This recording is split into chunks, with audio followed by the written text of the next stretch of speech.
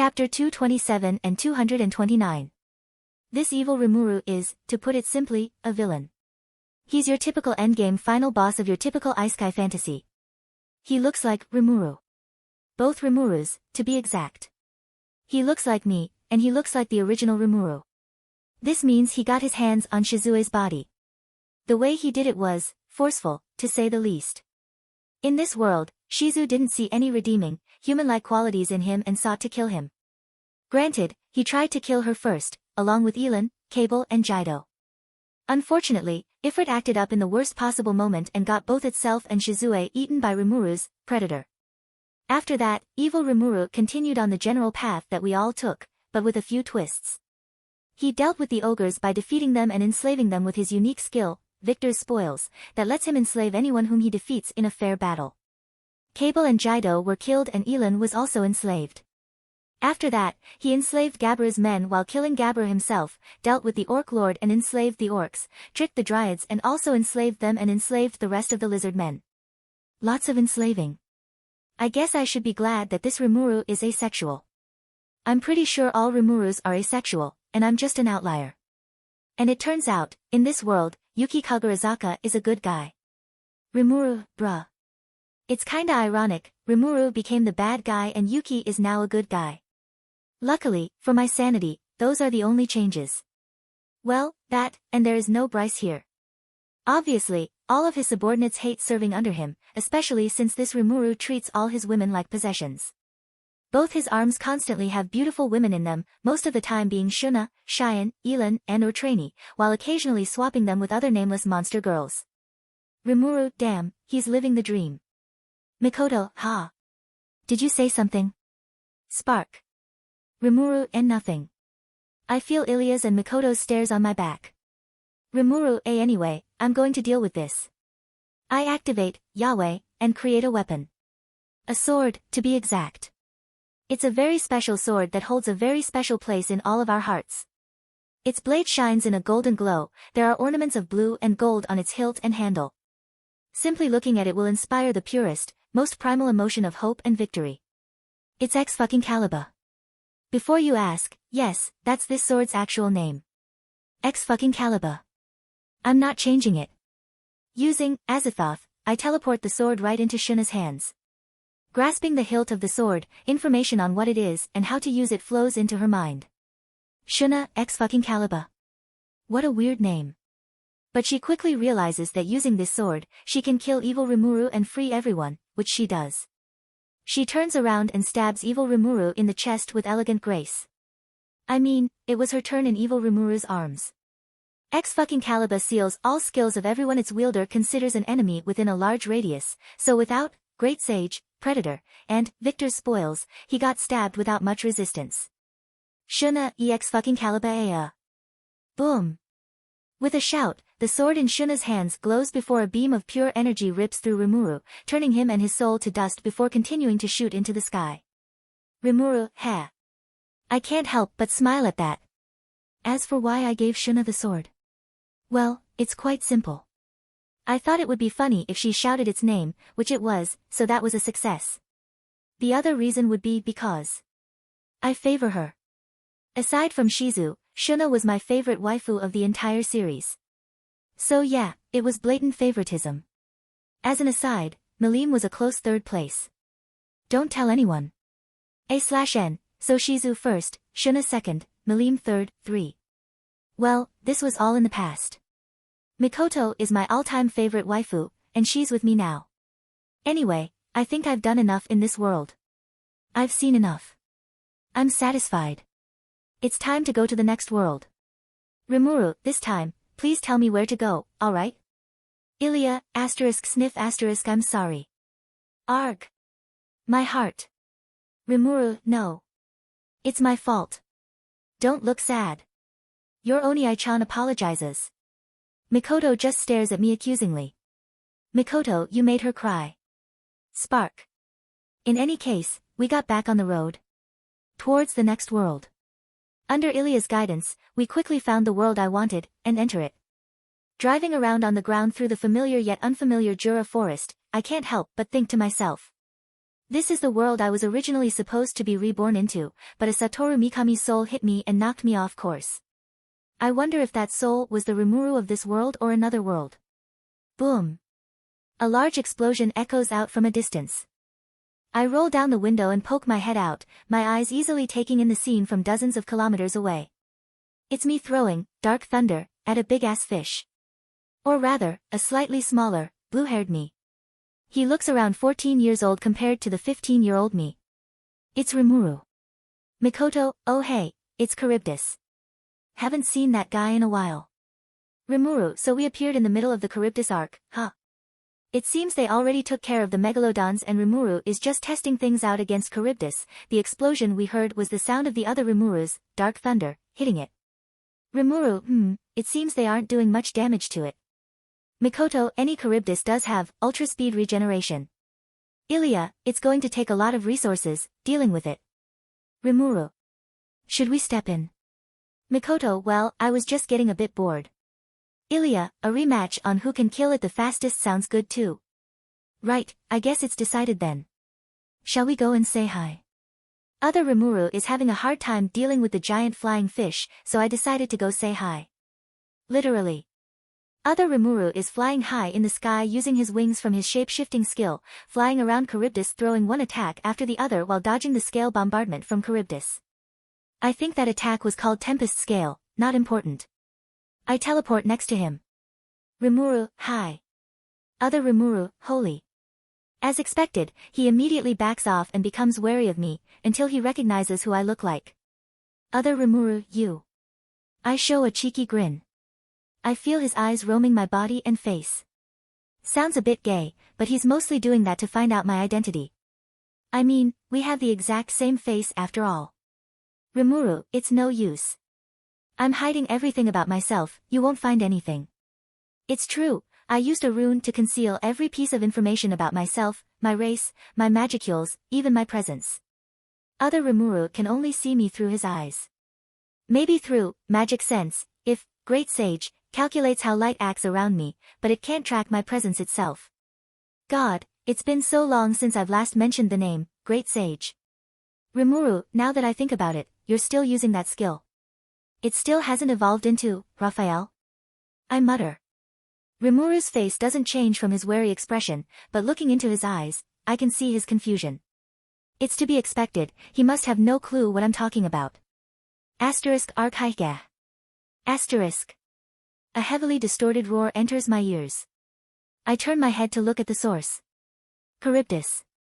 Other Rimuru turns his attention back to the fish too, a more serious expression covering his face. Although it still seems like he's still paying attention to me out of the corner of his eye. I can't help but smile. Rimuru, hey, do you need help with this guy? I ask while gesturing towards the overgrown fish. Other Rimuru, I don't really think I should dash. Arimuru, it's fine. Plus, I'm sure you have questions, so we should wrap this up. I turn to look towards the flying monstrosity. Charybdis, it's been so long. I wonder how hard I can style on you now, while showing off to my other self. Oh, I know. Let's go with that. I pull on my magicules and evoke Odin. I also disable the magicule concealing effect of the rune, just because. My magicules explodes outwards, covering my body in a dense silver aura. My golden eyes glow as I stare at my target with a slightly, not slightly, feral smile. A magic circle appears around me. No, instead of a circle, it's more like a sphere with me at the center. A/N, my inspiration is the Overlord anime. Just look up Ains vs Shaltir, it's the big-ass magic attack used at the beginning and end of the fight. Rimuru, watch closely, Rimuru, and maybe your Great Sage could copy this one day. Other Rimuru, seriously? Wait, how did you know about Great Sage? I ignore him. Runes form around me, quickly filling with power, the magic sphere quickly becoming more detailed. I may have also added a few useless lines here and there, just to make it look cooler. Rimuru Omi wa Mao, Shindaru. Charybdis and Nani. Charybdis' voice turns normal as he responds. I spread my arms out to my sides and T-pose menacingly, the magic sphere expanding rapidly as it nears completion. Rimuru, fallen down. All sounds disappear as a pillar of light engulfs the massive body of Charybdis in its entirety. Other Rimuru. Everyone watching. Rimuru. Umu. I'd say that's a job well done. There's a giant hole in the ground under where Charybdis used to be. Contrary to how it looks, it doesn't continue down into the center of the world, it ends after a kilometer or so. I added a range limit into the spell so it won't pierce through the entire planet. Although the limit is just for the bottom half of the spell, there is no such thing for the top half. Meanwhile, on a planet several galaxies away. Mwahaha. I have conquered the world. Next, I will ascend into the stars and conquer the whole universe. A galactic overlord in the making declares boldly, before a concentrated beam of magicules appears from space and hits it head-on, killing it instantly. Back to MC. Other Rimuru and I return to where everyone is waiting, which happens to be a cliff. Ilya and Mikoto are there as well. Milim, no fair. You got outside help. I wanted to be the one to kill it Nanoda. Milim immediately pounced on Other Rimuru, causing him to sigh. Other Rimuru, I didn't ask for help, he just kinda popped out of nowhere. Besides, I would have liked it if Phobio were still alive too. Phobio? Ah, there was that guy too, wasn't there? He was fused with Charybdis, and originally, Other Rimuru would have used this event to create a treaty between himself and Carrion. Rimuru **** fine. A very special item appears in my hands as I turn around and aim it towards the space Charybdis used to be in. It's a gun. Bang! Charybdis ****. Rimuru wah, how the foo dash. Milim, yay. Meanwhile, I take out a meat bun and eat it while everyone, excluding Milim who already left to kill Charybdis again, is looking at me. Rimuru. What? They wanted this. I say while pointing towards Other Rimuru and Milim. Meanwhile, in a castle far away, a certain manipulative demon lord who is spying on the area, Clayman, spits out his drink. Later. The sun has long passed over the horizon, the moon and stars are glowing brightly in the night sky. After Milim killed Charybdis, Mikoto and Ilya also wanted to try killing it, again, so I revived it again via revival gun. Phobio was successfully recovered and Carrion appeared. Other Rimuru and Carrion made a treaty and we all went home. Mikoto, Ilya and I followed Other Rimuru and his subordinates along with Dworgan's Pegasus Knights back to Rimuru. Rimuru is the name of the city in this world by the way. Avalon would have been called Rimuru as well if I hadn't adamantly refused it, but it seems this Other Rimuru has a weaker will than myself, his subordinates successfully got him to agree on naming this place after him. Oh well, not my problem. A festival is ongoing right now in the city of Rimuru. It's a celebration of the defeat of the ruler of the skies, Charybdis. The streets are filled with monsters dancing, singing, and chattering. The warm lights of the surrounding buildings, the glow of the moon and stars and the fires are enough to light up the surroundings. Hakuru, do it. Rigard, oh. Geld, here it comes. Rigard and Geld threw the corpse of a megalodon at Hakuru on his signal. Shing, shing. Two silvery arcs glide through the flesh of the shark monster before it hits the tarp laid out on the ground, sliding to a halt. The fishy sides of the monster neatly slide off, and the megalodon becomes neatly filleted. Rimuru, amazing. He's a little slower than my world's Hakuru, but his swordsmanship is as masterful as ever. I comment as I watch this scene from the sidelines. It's true, although I've technically become Hakuru's better in swordsmanship if only barely, Hakuru's swordsmanship always remained an art. I can cut things, sure, but I never was able to make it as graceful and awe-inspiring as him. I ended up drawing dicks in the air when I tried, I got beat up because of that. Other Rimuru, Your Hakuru is faster. Seriously?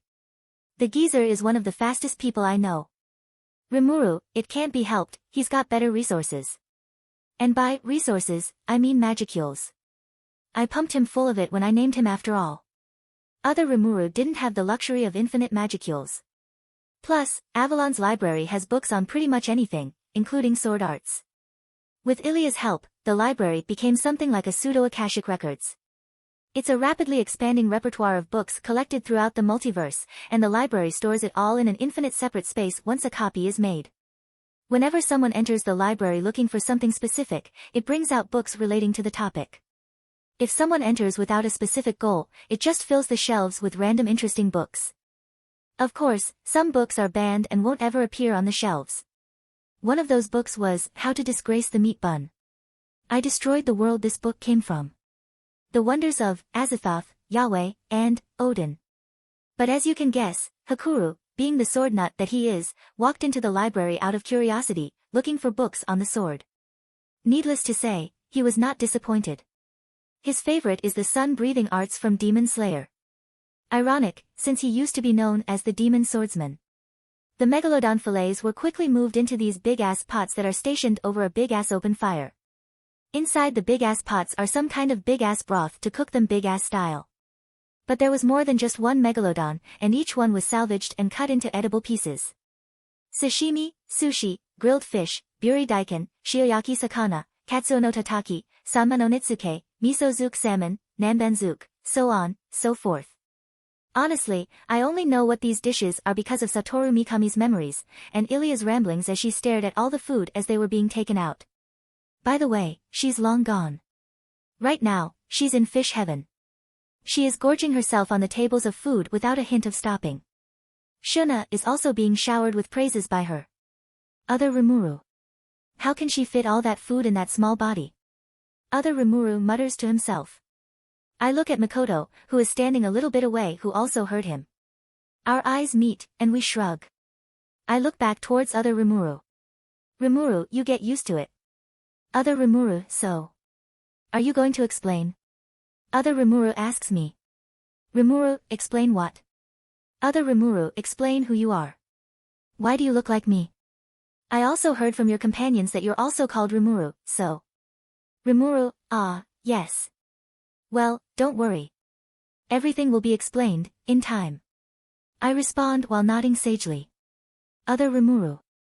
Rimuru, cough, I'm joking, I just wanted to say that. I'll explain now. So, to answer your questions. First off, yes, my name is Rimuru. Unlike you, I don't have a last name.